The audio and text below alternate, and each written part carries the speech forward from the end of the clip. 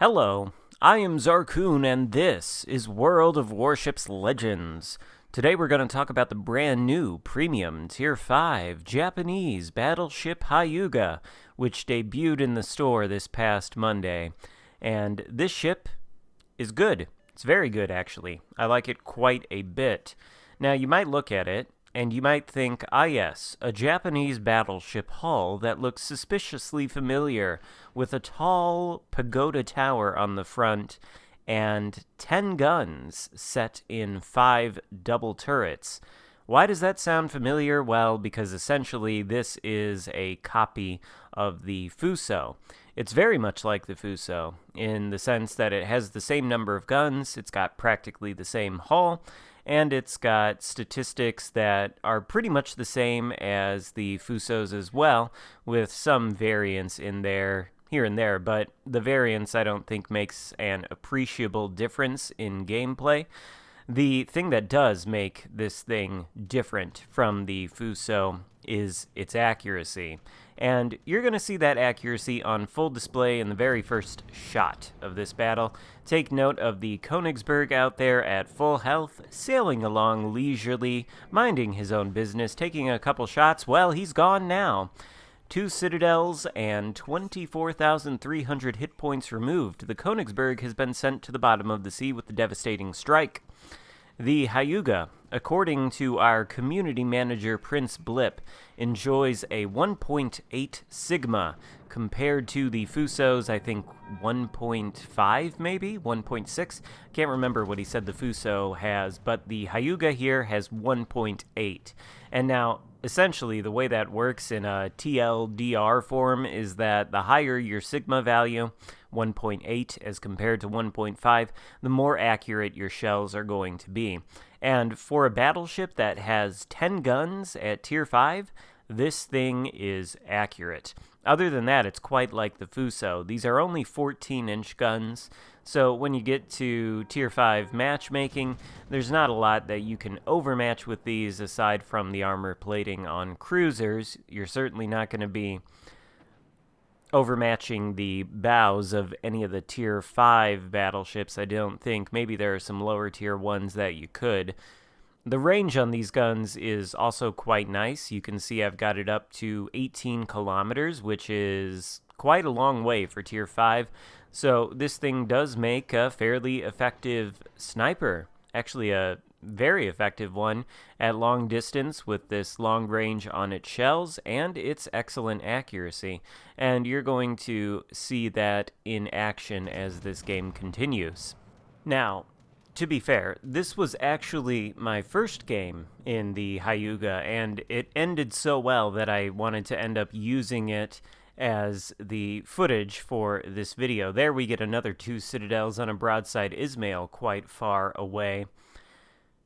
As I said, this game was my first game, and spoiler alert, I do end up getting a Xarkun in it, but I did, of course, play the Hyuga a number of times more, and the accuracy still seems to hold up. This was not just lucky RNG on the very first game, aside from the fact that the enemy team is not really doing what they, I suppose, should be doing. I don't know. This is going to be actually a pretty even match where it comes down to only a handful of ships at the end. But this is all to say that one piece of data is not science, you see.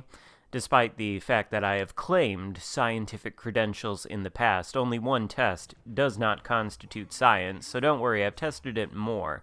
And I think my observations about the accuracy and efficacy of this ship hold up.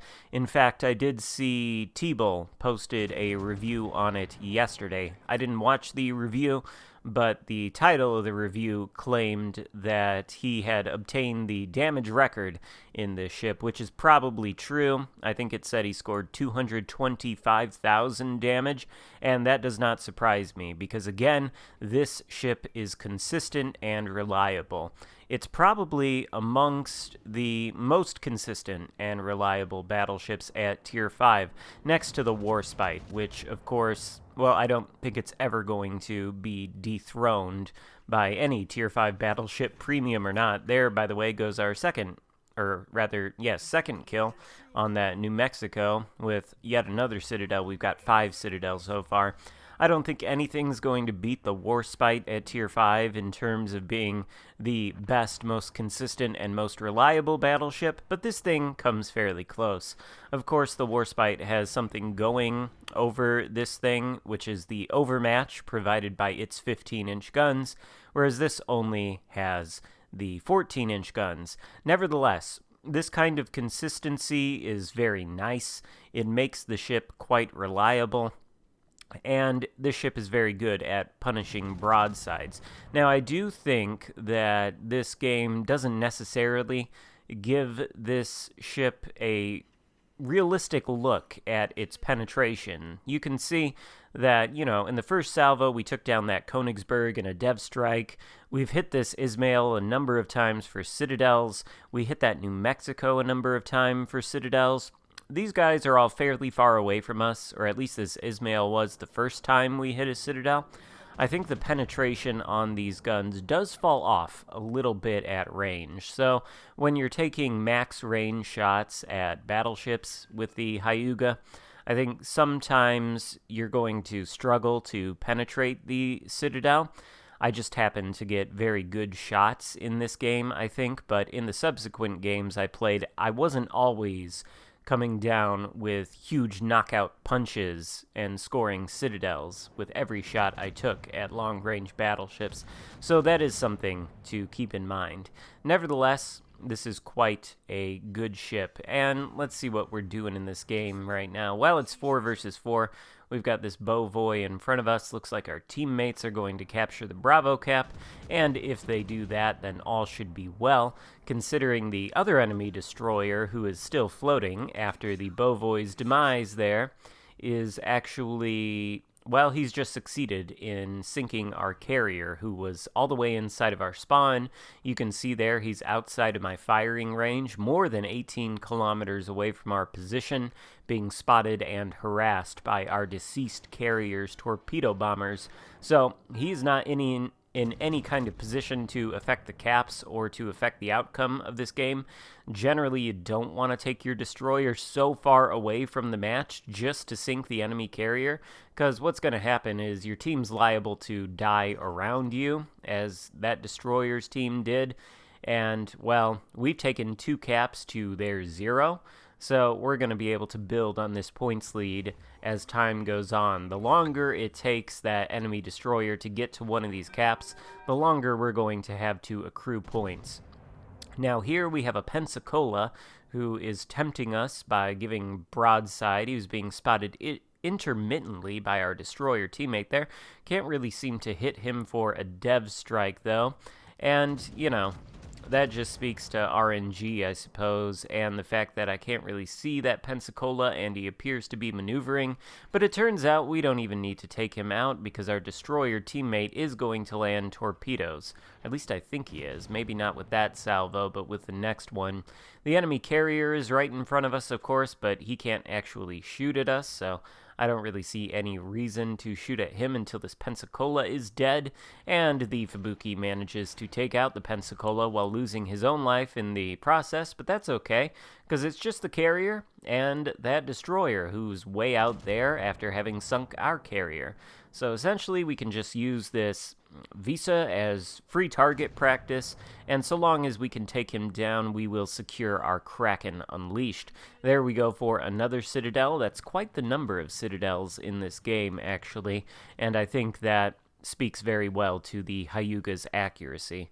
So as far as do you want to buy this thing? Well, like I said, this is a solid premium.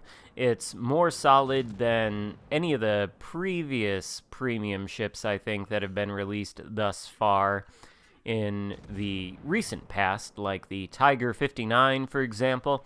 I couldn't in good conscience recommend anybody pick up that ship, despite the fact that I did say in my analysis of it that its guns are good. Yes, the guns are good, but there's only 4 of them, so that sort of limits their efficacy. The Hyuga, on the other hand, this is a good ship all around. I think the Fuso is a pretty good ship, to be fair, and if you like the Fuso, I think you're going to like this, because essentially this is the Fuso. But the Fuso, while it does have a lot of guns, it does suffer from that sort of shotgun IJN battleship accuracy, and I think that's to be expected at Tier 5, but this thing cleans up that issue just fine. It does not suffer from that Japanese shotgun accuracy. It has very, very good accuracy, especially for its number of guns and especially for its tier. Now, I don't necessarily think that consistency and accuracy on battleships is the only aspect of a battleship to consider. I do like battleships that are not consistent or accurate at all, if they have other redeeming features. But I think for the most part, people do enjoy battleships that are consistent and that will accurately score shots when they aim at their targets. So if that describes you, if that's what you like in a battleship, then I don't see why you wouldn't like this. And now I realize this is like, what, the third premium Fuso we have in the game, following the two Godzilla ships or whatever they were. They're essentially Fusos, but they have fancy Godzilla camos. This is the third one, but those two premiums, the collaboration ones, they're more like the Fuso than this thing is. This thing is more accurate, and it's got a lot of guns. Frankly, what's not to love about it? As for this game, we just spent most of the time sailing around while the New Mexico charged into that Hatsuharu. Not necessarily, or rather Nevada, not necessarily a good move, but he's able to take him out, and we of course win the game after scoring our Kraken Unleashed. So I think a pretty solid first game in this ship, if I do say so myself, and a pretty solid ship overall. I quite like it. Let me know what you guys think about the ship in the comments. Thank you so much for watching. Consider subscribing if you haven't already, and I will see you next time. Goodbye.